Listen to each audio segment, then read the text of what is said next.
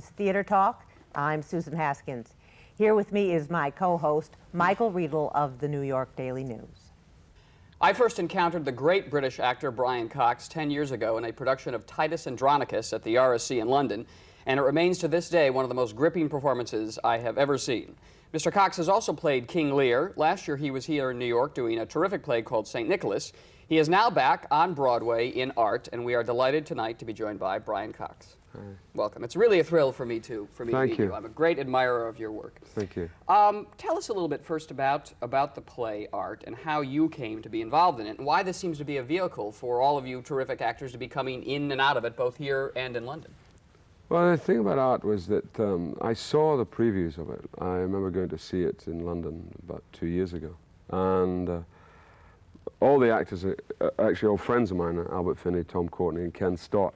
I've worked with them all. And I went to see it, and it was on a Sunday afternoon, I remember, and it was very early stages, and it was just hit, the impact of it was so strong, and this was before it opened, before it even had reviews or anything. And it's one of those experiences, you don't get them too often, where you look at a play and you think, oh gosh, I wish I had been in that, you know. And that was very much what, that was the strength of art. And it was fascinating because the play, again, as I say, was in previews. So there were things which were wonderful and working, and being an actor, and one knows the game, you know, there were other things which would need time to settle in. And the thing that also struck me was this production by Matthew Warchus, this young director, this incredible rigor that he brought to it, this sort of symmetrical design, this extraordinary, you know, there are 3 characters, there are 3 chairs, there are 3 walls. And it's one set, but it subtly changes.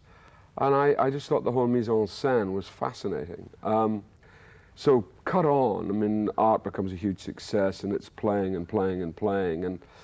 And the producer, the main producer, the English producer is, of course, Sean Connery.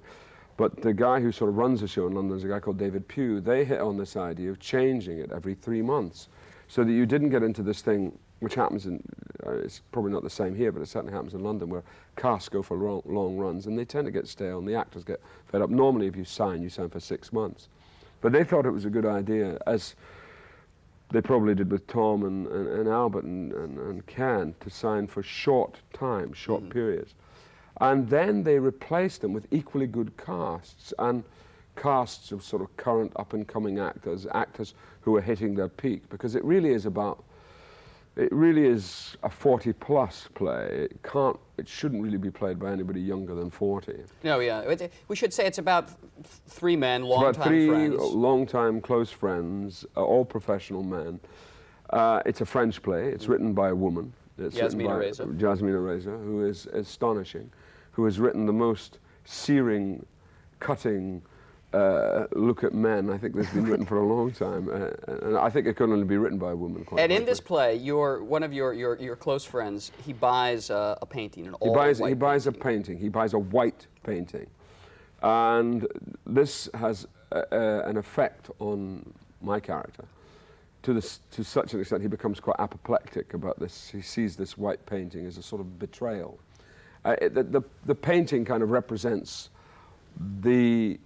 it represents the fabric of the friendship, and how fallible the friendship is, or how, you know, is this friendship real? What is it based on? What are the, you know, right. And it's about what male friendships are based on, because male friendships, unlike female friendships, are based on things which are, they kind of males stroke one another in a kind of way, whereas females would be, I mean, the great argument in the play, could this play be played by women? Right, well, can it be? No, because women, first of all, when you talk about partners, a woman would immediately go for their friend's partner. I mean, they would say, Why did you marry him? Well, they say that, though, a little bit. Yeah, but it's taken them 15 years to say that. Oh, well, this is right, instead of 5 minutes.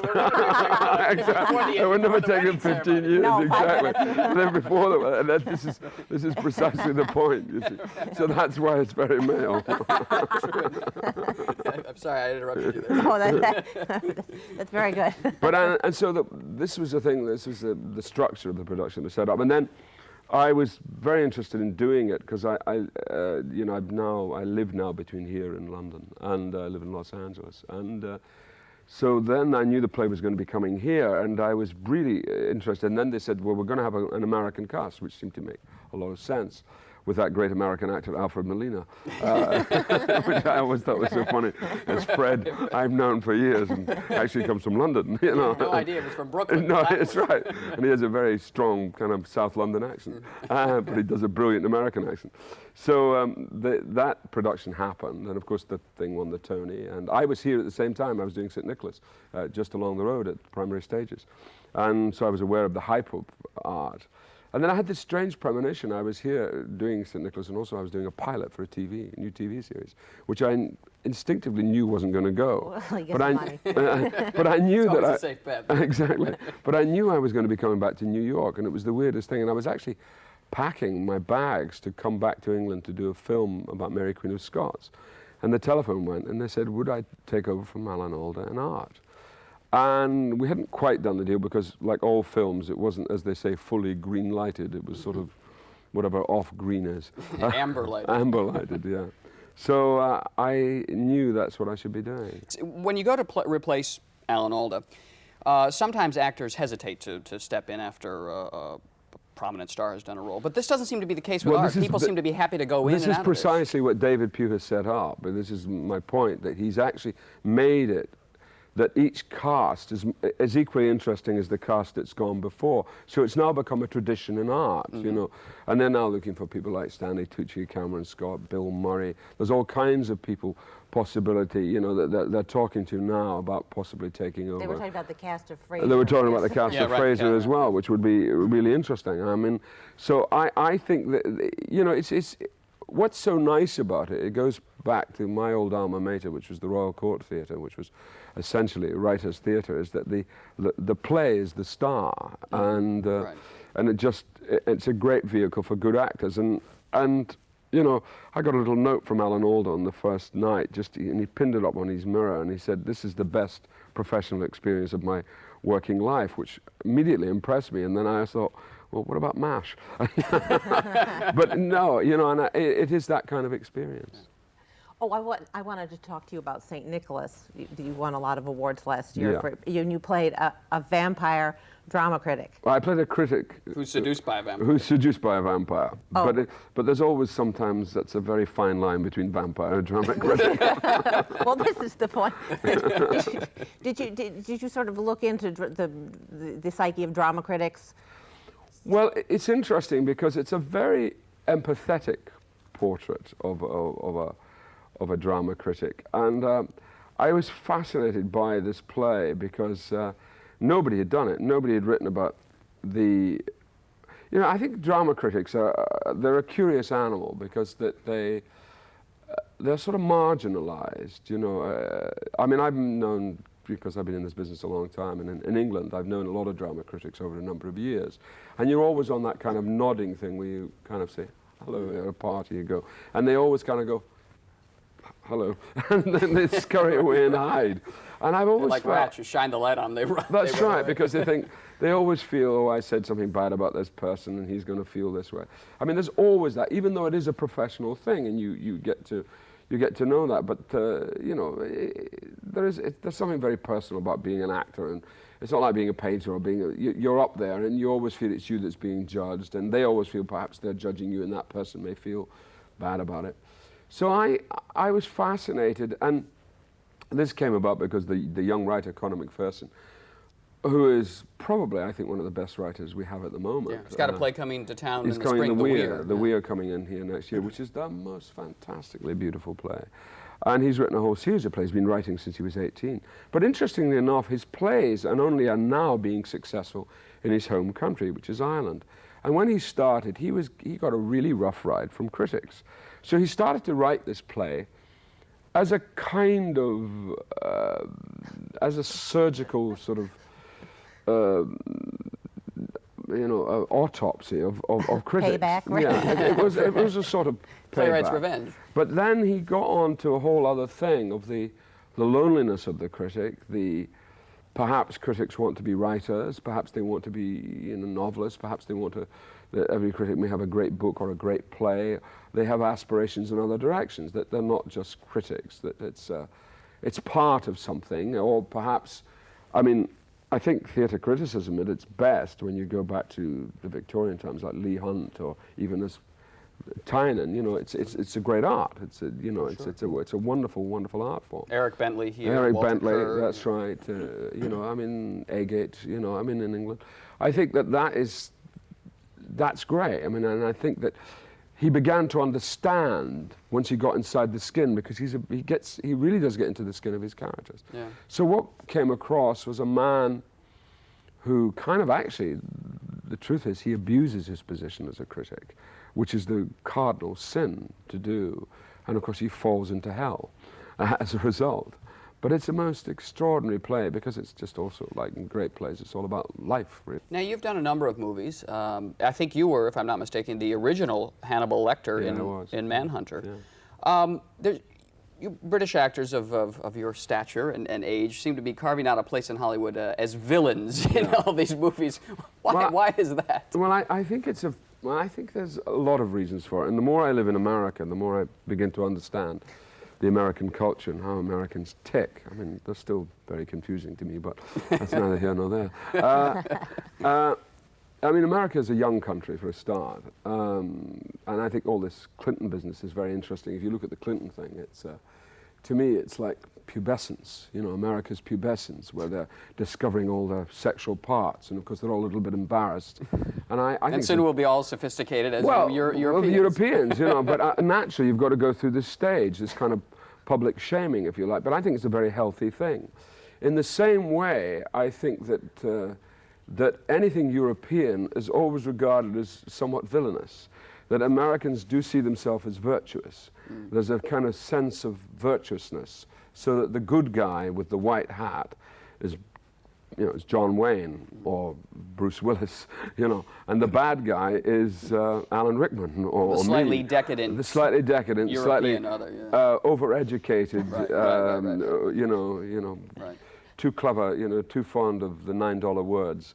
Right. And I think that's really why Europeans present that kind of threat, because that is a threat. It's a threat of an old order, if you like. Mm-hmm. It's a threat, which is understandable, because a new country is trying to get away from that. It's trying to get, Eugene O'Neill, I think the greatest American playwright by far, he wrote a wonderful play called Strange Interlude.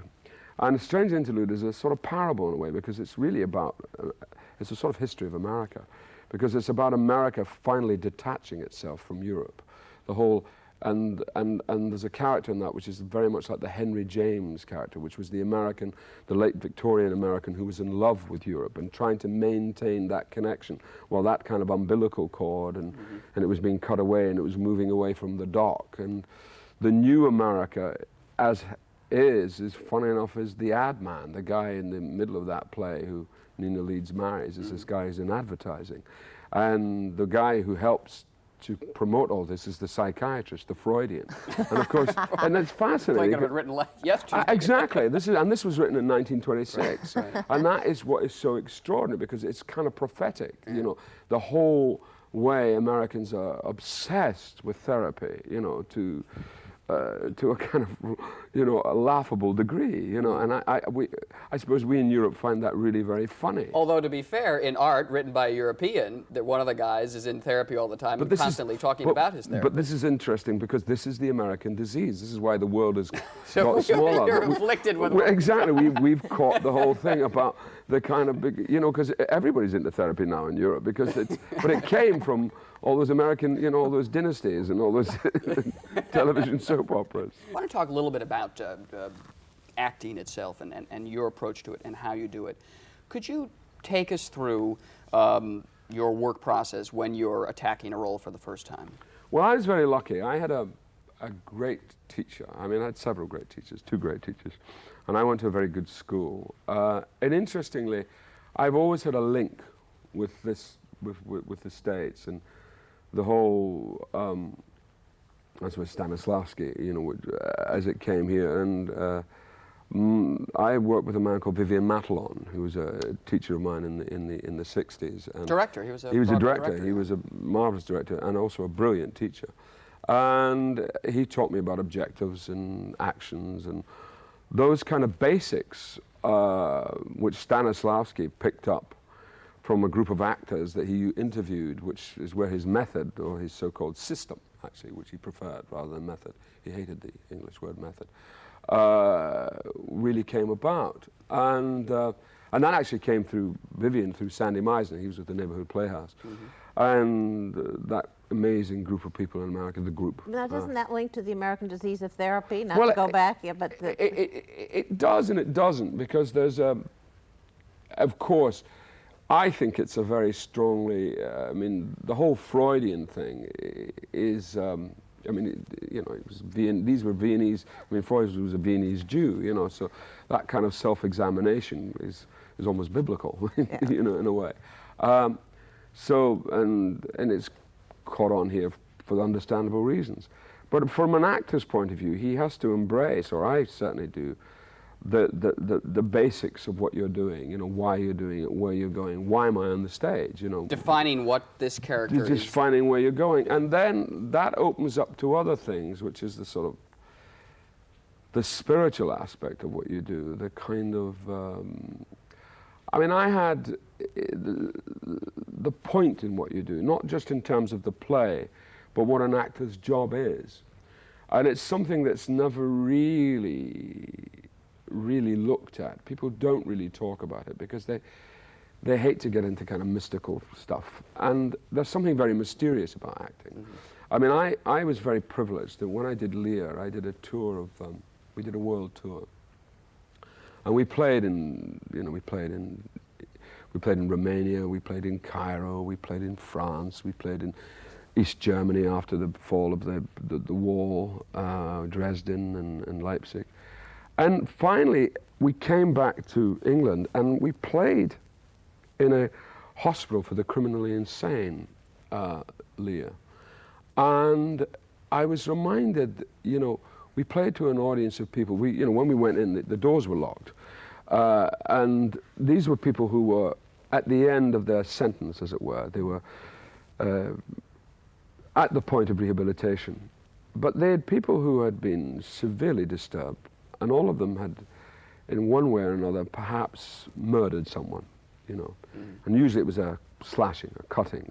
The knife seemed to be kind of prevalent in every case. And at the, I mean, when we were doing Lear, it was an audience of about 100 people. Whenever a sword was produced, heads would immediately, in the audience, drop down. They would look down. And after the show, one of the clinician came up with two young women and a young man, and she said to me, she said, I want to introduce you to these kids. And they were young people. They were people they were not even 30. They were in their 20s. And this young woman said, you know, we were discussing the play, and we were just saying it. We just felt that moment of reconciliation between Lear and Cordelia, you know, if we'd only had that, we all felt if we could only have had that moment before we'd murdered our parents, just, you know, that something could have been averted. And it was quite shocking to hear that. And during the play, when Lear says the line, "Is there any cause in nature for these hard hearts?" A young woman who had been aphasic was sitting on the front row on her own. She went, no cause. And it was quite... That must have been the most extraordinary performance that you ever... It was quite remarkable. And you suddenly... And I subsequently went back, and later on I did The Master Builder. And I went back to Broadmoor, and a whole series of different issues of pedophilia, all kinds of issues came out of that play. And I began to understand a little bit clearer what the process is for an audience. What happens when an audience sits in the theatre? What goes through them of an evening? The fact that they are lifted out of their, their torpor, or they're reminded of something. There's all kind of healing aspects about what you do. And that just fascinates me, which goes back to answering your question, is the context of why you do something also makes you the way you do it too, the responsibility with which you do it, and the responsibility to come to the truth of something.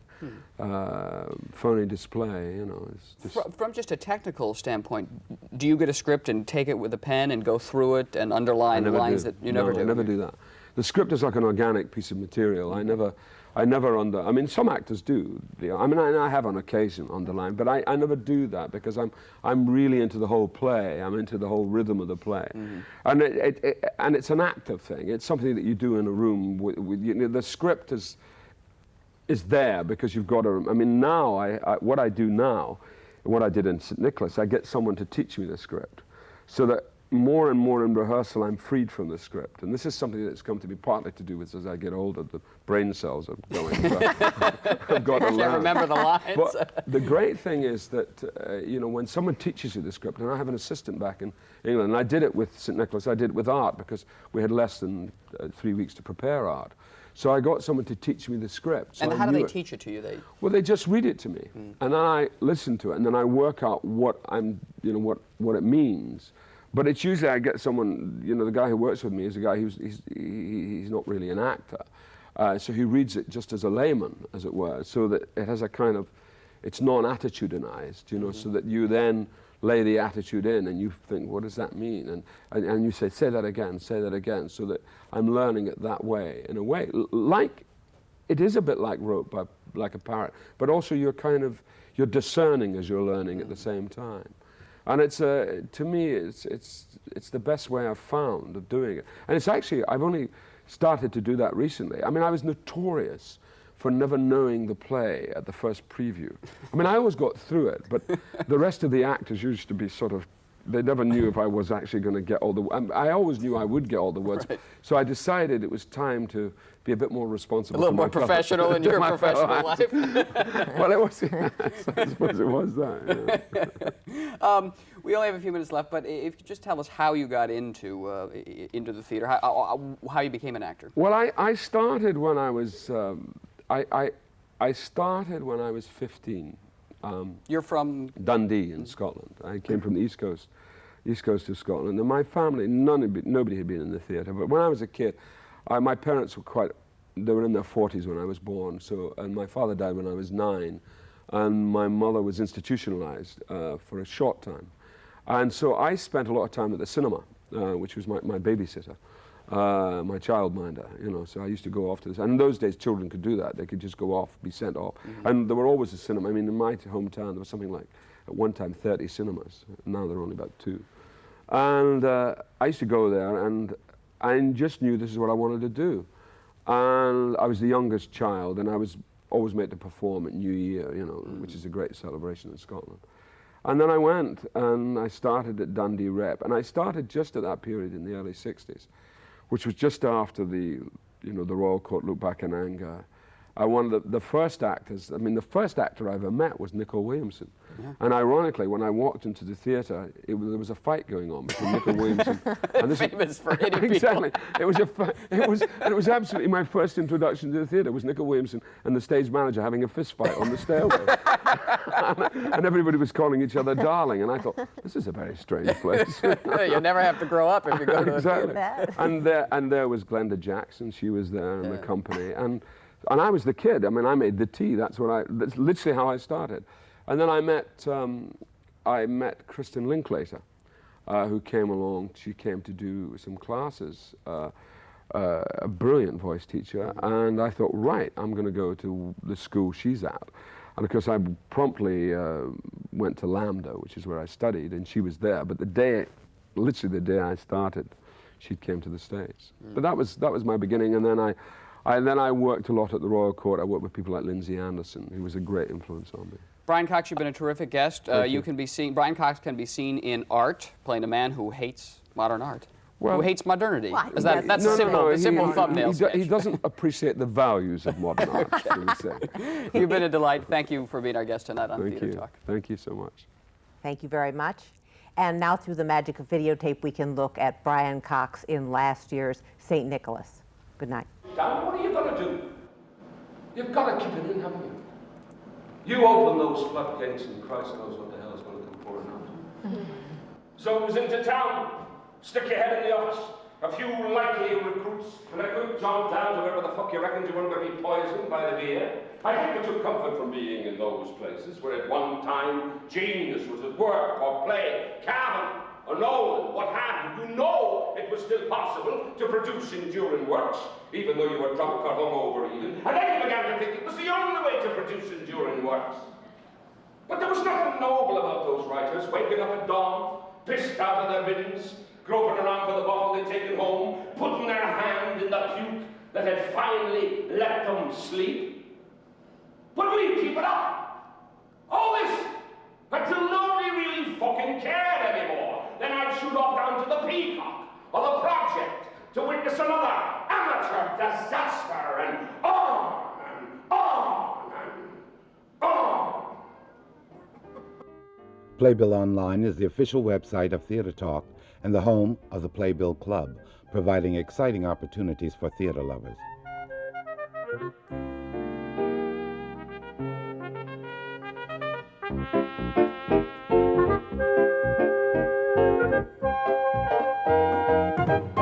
We welcome your questions or comments for Theater Talk.